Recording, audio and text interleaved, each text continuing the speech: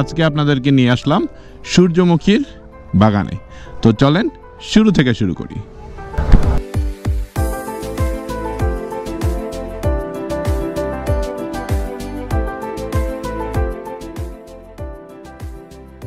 এটা জানতো আমরা আসবো, এই জন্য তো ভিড়। ঢাকা থেকে খুব কাছে।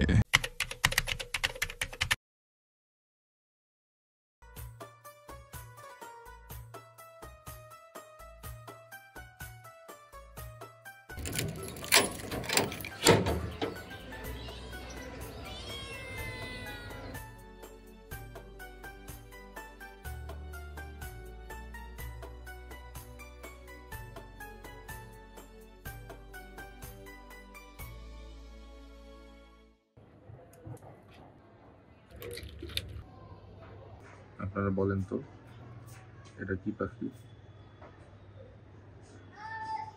বুঝছেন, এই কারণে পাখির বাসা আমার এত ফেভারিট। গাছগুলার যত্ন করার চেষ্টা করি যেন পাখিরা আসে। সকালবেলায় পাখির কিচিমিচির অনেক জোশ লাগে। তো কে কে চিন্তা, ওহো উড়ে গেল। কার জন্য উঠছে জানেন?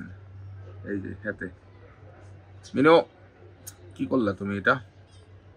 প্রত্যেকদিন সকালবেলায় ওরা আসে, মাঝে মাঝে ভাত দেই, দেখি খাবারের আরো ব্যবস্থা করতে হবে ওদের। আসসালামু আলাইকুম, হে বাংলা মানুষজন, কেমন আছেন আপনারা? আমি হাসান সেতু চলে এসেছি আজকে আপনাদের নতুন একটা ব্লগে। আজকে যেহেতু শুক্রবার, আমরা একটু বাইরে যাব। কোথায় যাব, কি করব, সবকিছু নিয়ে থাকবে আজকের ব্লগ। তবে আজকের ব্লগটা দেখতে পারেন, কারণ আর যারা ঢাকার আশেপাশে ঘুরতে যেতে চান তাদের জন্য কিন্তু আজকে থাকবে অনেক অনেক ইনফরমেশন। তো শুক্রবারের সকালবেলা বাগানে একটু টুকটাক কাজ করলাম, এরপরে এই নাস্তা করবো, নাস্তা করে যাবো নামাজে, তারপরে দেখা হচ্ছে আপনাদের সাথে। কোনো একটা জায়গায় যাওয়ার জন্য আপনার সবার আগে যেটা দরকার, প্রপার প্ল্যানিং। বাট মজার ব্যাপার হইতেছে আমরা বাইকাররা করি উল্টা, কোনো প্ল্যানিং নেই। শুধু জানি ওই জায়গায় যাব, ওইখানে কি আছে, রুট প্ল্যান কি, কিছুই জানি না। কারণ ওইখানে আমাদের একটা ভাই ব্রাদার আছে, শাকিল। তো প্রথমে চলেন শাকিলের সাথে পরিচয় করাতে। আমি ভাবছি আরো মোটা হয়ে যাবি। অনেক কুল লাগতেছে। আচ্ছা, কোথায় যাচ্ছে এটা অলরেডি আপনারা দেখে ফেলছেন, আপনারা বুঝে ফেলছেন। আমরা সূর্যমুখীর বাগান দেখতে গেছি, বা সূর্যমুখীর ক্ষেত দেখতে গেছি, বা সূর্যমুখীর ফুল দেখতে গেছি। বাট এই সূর্যমুখীর ফুল এক্স্যাক্ট কোন এরিয়ায় সেটা আপনাদেরকে বলি। এটা হচ্ছে নরসিংদীতে, নরসিংদীর মাধবদীতে। শাকিল আমাদেরকে ইনফরমেশন দিচ্ছে, ওদের বাসা থেকে 20-25 মিনিট দূরেই ওই লোকেশনটা। এক্স্যাক্ট লোকেশনটাও আমরা আপনাদেরকে বলে দিচ্ছি। তো ঢাকা থেকে খুব বেশি দূরে না, আপনারা 300 ফিট দিয়েও ম্যাক্স 30 থেকে 40 মিনিট রাইড করে যেতে পারবেন। গাজীপুর থেকে হয়তো আর 10-15 মিনিট বাড়বে। আর আমাদের এই পাশের খিলগাঁও থেকে আমরা স্টাফ কোয়ার্টার দিয়ে বের হয়ে যাচ্ছি। এদিক থেকেও যাইতে আমার মনে হয় যে 35 থেকে 40 মিনিটের বেশি লাগবে না। অভিযানে এতক্ষণ নাও লাগতে পারে, কারণ আছে শুক্রবার, রাস্তা ফাঁকা আছে। মানে সিলেটের রাস্তায়, সরি, আমি বলছিলাম যে আজকে শুক্রবার রাস্তা ফাঁকা থাকবে, তাড়াতাড়ি চলে যাব। বাট আমাকে ভুল প্রমাণিত করে অটোরিকশা, ট্রাক, বাস, পিকআপ, তারপরে মাইক্রোবাস, সব গাড়ি মিলা আমাকে ভুল প্রমাণিত করে দিচ্ছে রাস্তায় প্রচুর জ্যাম।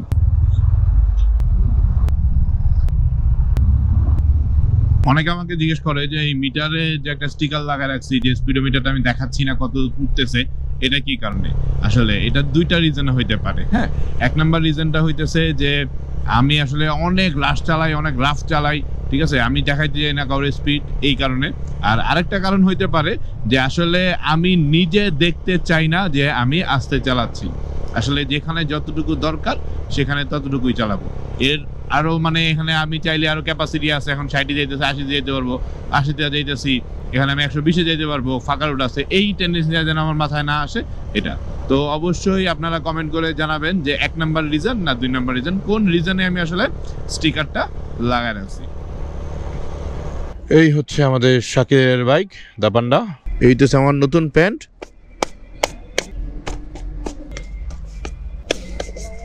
ওয়ালাইকুম আসসালাম। আমি ভাবছি আরো মোটা হয়ে যাবি। হ্যাঁ, অনেক কুল লাগতেছে।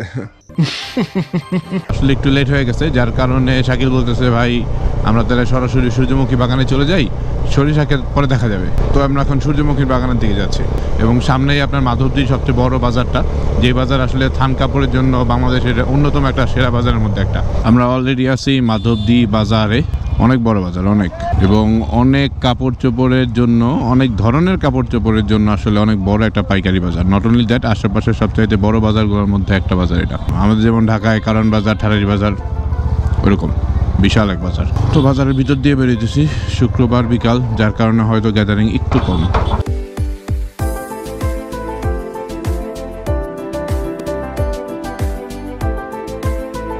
মাধবদী বাজার থেকে বের হয়ে আমরা এখন যাচ্ছি রায়পুরার দিকে। তো এখান থেকে রায়পুরা কত 20-22 কিলোমিটার হবে মোস্ট প্রবাবলি।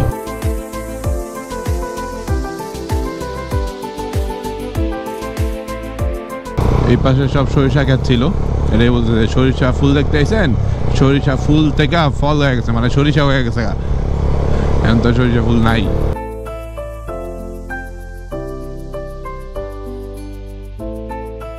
রায়পুরা পর্যন্ত পুরোপুরি যেতে হয় নাই, তার আগেই একটা ময়লার বিশাল ডাম্পিং পড়বে, আর ময়লা ডাম্পিং এর পরপরই ডানে একটা রাস্তা গেছে, ওই রাস্তা দিয়ে ঢুকে দিতে হবে আপনাকে। এরপরে আর কি 1 সোজা চালাতে থাকবেন। এরপরে শেষ মাথায় এসে ডাইনে একটা রাস্তা গেছে, একটা ব্রিজ, আর বামে একটা রাস্তা। ওই দাঁড়া বেটা, অটো রে অটো, আর এই যে নামাই দেবো। সিরিয়াসলি ম্যাডাম ধরে বসলো, এটা বোঝা যাইতেছে না, বাট যথেষ্ট খারাপ। ওকে, আমরা একটা ব্রিজের নিচে চলে আসছি। ওকে, সূর্যমুখী গাছ দেখা যাচ্ছে, অনেকেই বেড়াইতে আসে এখানে, বোঝা যাইতেছে। সূর্যই তো ডুবে যাইতেছে, সূর্যমুখী ফুল কেমনে থাকবে? জায়গাটা সুন্দর, বোঝা যাইতেছে মানুষজন ঘুরতে আসে। এটা জানতো আমরা আসবো, এই জন্য এত ভিড়। নাগরিয়া কান্দি সানফ্লাওয়ার গার্ডেন, এবার টিকিটও আছে, 30 টাকা টিকিট। আচ্ছা চলেন আপনাদের সাথে এক্স্যাক্ট লোকেশনটা শেয়ার করি। জায়গাটা হচ্ছে ঢাকা থেকে মাত্র 40 কিলোমিটার দূরে, নরসিংদী নাগরিয়া কান্দি ব্রিজের নিচে, ঠিক মেঘনা নদীর পাড়ে। হ্যাঁ, ঢাকা এবং আশেপাশের এলাকা থেকে সবাই খুব উৎফুল্লে দেখতে আসতেছে এই বাগানটি। আর এই বাগানের জনপ্রতি টিকিট কিন্তু মাত্র 30 টাকা। শুধুমাত্র টিকিট বিক্রি করে আয় করছে এই বাগানটির মালিক প্রতিদিন প্রায় 8,000 টাকারও বেশি। দর্শনার্থীদের দেখানোর জন্যই মূলত এই আয়োজনটা করা হয়েছে। পরিবার সহ ঘুরতে আসছে অনেকেই, বন্ধু বান্ধব নিয়ে, গার্লফ্রেন্ড নিয়ে, বয়ফ্রেন্ড নিয়ে সবাই ঘুরতে আসতেছে। প্রচুর ভিড় ছিল শুক্রবার, তবে রেগুলার দিনেও নাকি অনেক বেশি দর্শনার্থী আসে এখানে। আমাদের খুব ভালো লেগেছে এই সুন্দর সূর্যমুখী বাগানটা মেঘনা নদীর পাড়ে দেখতে এসে। হ্যাঁ, মেঘনা নদীর তীরে এই নাগরিয়া কান্দি সূর্যমুখী বাগানটি আপনারা ঘুরে আসতে পারেন। এগুলা নতুন লাগাইছে, মানে ওই লেয়ারগুলো আগে লাগানো স্টেপ বাই স্টেপ, এরপরে এগুলো লাগাইছে, এগুলো রিসেন্টলি ফুটবে। তো প্রথম দিকে ঢুকছি যখন আমরা, তখন ম্যাক্সিমাম সূর্যমুখী প্রায় মরে গেছিলো, এমন একটা সিচুয়েশন ছিল। তো যত সামনের দিকে আগাইতেছিলাম তত দিকে নতুন ফুল দেখতেছিলাম। তো ব্যবসাটা ভালো, একটা জায়গা ওরা মোস্ট প্রবাবলি লিজ নিছে, যেহেতু নদীর পাশে জায়গা, মেঘনা নদীর তীরে। তো লিজ নিয়ে 30 টাকা করে টিকিট কেটে এত সুন্দর একটা সূর্যমুখীর বাগান করছে। নদী, মেঘনা নদীর উপরে এই ব্রিজ, তো এই জায়গার নামেই এই ব্রিজ, যার কারণে লোকেশন আপনার চিনতে খুব বেশি কঠিন হবে না। ব্যবসাটাও ভালো, কারণ যখন সূর্যমুখী ফুলগুলো সব ঝরে পড়বে তখন এগুলো হবে তেলের ব্যবসা, মানে সূর্যমুখী তেলের। তো একসাথে দুইটা জিনিস। আর এই জায়গায় সবচেয়ে বেশি কনভিনিয়েন্ট ব্যাপারটা হইতেছে যে এখানটা বানানো হয়েছে দর্শনার্থীদের জন্য, যার কারণে মানুষজন এসে ছবি ভিডিও করলে কেউ কিছু বলে না। তো এই জিনিসটা ভালো। তো তুমি ছবি উঠা কি মজা পেয়েছো? কেন? সুন্দর সুন্দর ছবি রয়েছে, এতগুলো সুন্দর ছবি উঠাইছি, ভিডিওতে দেখাই দিয়েছি, আপনারাই বলবেন ছবি ভালো হয়েছে কি হয় নাই।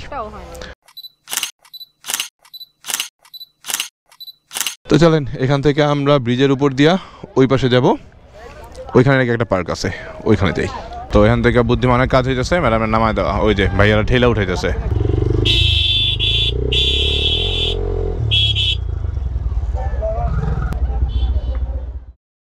বাগান থেকে বের হয়ে নাগরিয়াকান্দি ব্রিজ পার হয়ে আমরা চলে যাই একটা মেলাতে। এক্সাক্ট মেলা না, মেলার পাশাপাশি কিন্তু এটা ছিল একটি থিম পার্ক।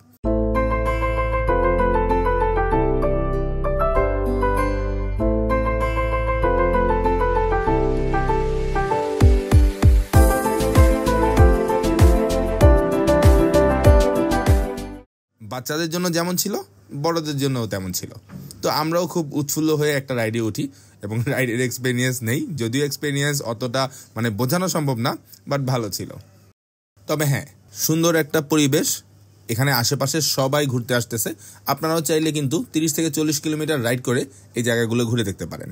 আমার মনে হয় আপনাদের ভালো লাগবে। এরপরে ফিরে আসার আগে আমরা ট্রাই করি আগুন বিস্কুট। হ্যাঁ, আগুন মুখ থেকে বের হয়নি, কিন্তু ধোঁয়া অনেক বের হচ্ছিল, এবং ব্যাপারটা আমাদের কাছে ভালো লাগতেছিল। এরপরে একটা ডার্ক ওয়াফেল আমরা ট্রাই করি, ট্রাই করার পরপরই ঢাকার উদ্দেশ্যে রওনা দিই। অনেক বেশি ধন্যবাদ শাকিলকে এত সুন্দর একটা দিন উপহার দেওয়ার জন্য আর জায়গাগুলো ঘুরে দেখানোর জন্য। আমি হাসান সেতু আজকে আপনাদের কাছ থেকে বিদায় নিচ্ছি। আবারও চলে আসবো যে কোনো সময় যে কোনো জায়গায় ক্যামেরা অন করে। সে পর্যন্ত ভালো থাকুন, সুস্থ থাকুন এবং হ্যাঁ, আজকের ভিডিওটার লাইক টার্গেট কিন্তু 50টা। এই 50টা লাইক দিয়ে যাবেন প্লিজ। আল্লাহ হাফেজ। একদম উপরে বসলাম, আল্লাহ গো, এটা ঠিক হয় না একদম উপরে বসাটা।